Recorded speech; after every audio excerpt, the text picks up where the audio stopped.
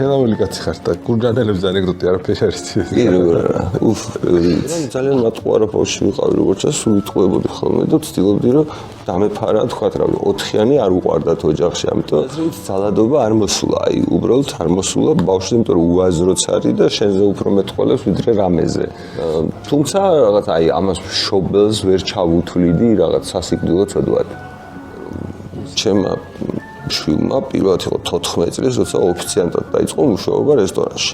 წმუნდი რომ თქვათ ის მთავარი წესები, ანუ ის პრინციპები, რომლითაც დღევანდელი სკოლა არის აგებული, არის ავტომატურად ბოროტებაა და სკოლა პირდაპირ გაგებით დღეს როგორც არის მოწყობილი, იდეაში ბევრად უფრო დამაზიანებელია ადამიანისთვის, ბავშვისთვის, ვიდრე ზოგადად მაგაზე დავიწყებდეთ წიგნებზე ლაპარაკს. ალბათ მე მგონი ბიბლიის კითხვის ამბავიც არის, აი ბიბლია უნდა იყოს თუ ჩვენ კულტურაზე ვსაუბრობთ და რაღაცა.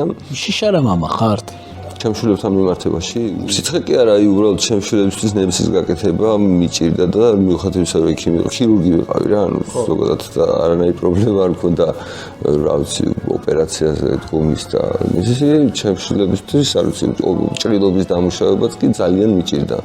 შეყვარებული თუ ყავდათ სკოლაში? არა, მე ვიყავი სულ შეყვარებული.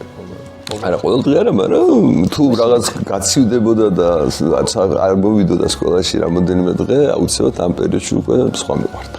ყველაფერი საჯაროა ჩემი.